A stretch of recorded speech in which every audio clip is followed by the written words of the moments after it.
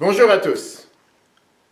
La paracha de cette semaine s'appelle Nasso, qui veut dire compter et aussi élever. Compter la tribu de Lévi, suite au compte que nous avons déjà commencé la semaine dernière. Et c'est la paracha la plus longue de toute la Torah.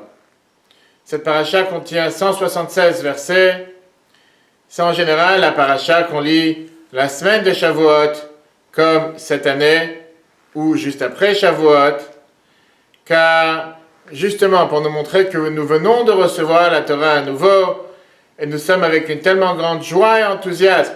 C'est la raison pour laquelle nous apprenons la plus longue paracha, la plus longue portion de la Torah. À la fin de cette portion, nous avons le décompte de tous les sacrifices qui ont été emmenés par les chefs de tribu lors de l'inauguration du temple. Quand la Torah vient énumérer le deuxième jour, le sacrifice qui a été amené par la tribu de Yissachar, la Torah dit à deux reprises le mot « il est venu pour amener le sacrifice ». Et la question est demandée, puisque nous savons que la Torah ne dit pas des mots en vain, comment se fait-il que la Torah répète deux fois le même mot en disant « le deuxième jour » est venu amener le sacrifice, la tribu de Issachar, il est venu encore une fois amener tel sacrifice. Pourquoi avoir répété deux fois la même chose?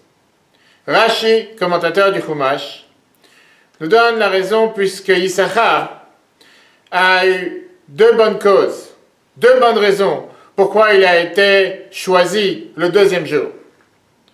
D'abord, Issachar n'est pas le deuxième enfant qui est né dans les 12 tribus, il est le 9e.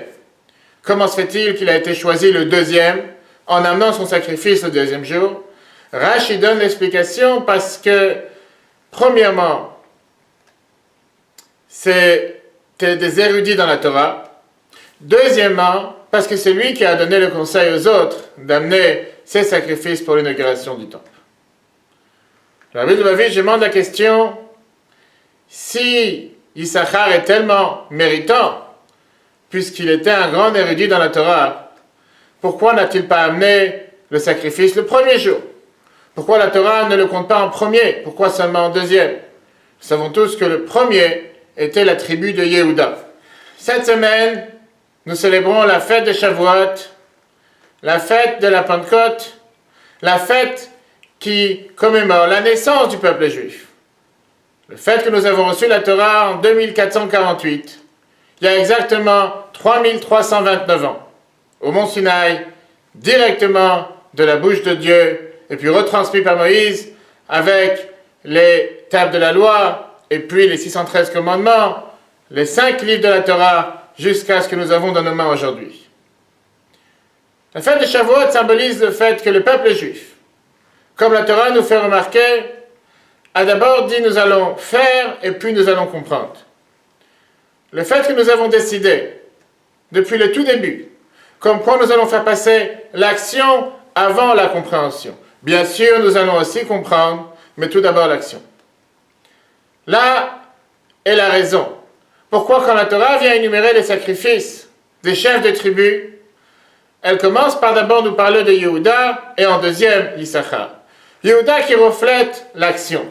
Yehuda qui reflète le fait que quand le peuple juif est sorti d'Égypte, le premier qui s'est jeté dans la mer, quand il y a eu cette fameuse attente, avec les Égyptiens à l'arrière, la mer en face, le peuple juif avait l'air d'être perdu sans savoir quoi faire.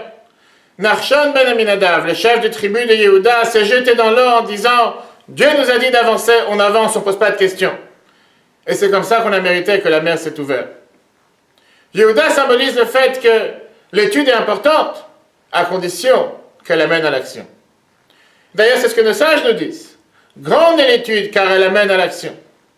C'est pour ça que Issachar est compté effectivement en deuxième, parce que c'était des grands érudits dans la Torah, mais s'il n'y a pas préalablement l'action, alors l'étude, les connaissances ont peu de valeur, voire pas de valeur. Car la Torah attend de nous, pas seulement de s'enrichir avec des connaissances, pas seulement d'apprendre la Torah qui est la sagesse de Dieu, même si on a le plus grand plaisir et le plus grand mérite de s'asseoir et apprendre. Mais tout ça pour le but final, qui est de faire descendre cette étude dans l'action. Et donc c'est pour ça que quand la Torah vient énumérer les différents sacrifices des chefs de tribus, elle commence d'abord par Yehuda, qui reflète l'action, Issachar, qui vient après avec l'étude, pour comprendre ce que l'on fait. Ça, c'est aussi la raison pourquoi à la fête de Shavuot, nous avons l'habitude de se réunir tous ensemble, à la synagogue, hommes, femmes, enfants, nourrissons, pour venir réaffirmer encore une fois ce que nous avons tous crié haut et fort, il y a 3329 ans. Nous allons faire et nous allons comprendre.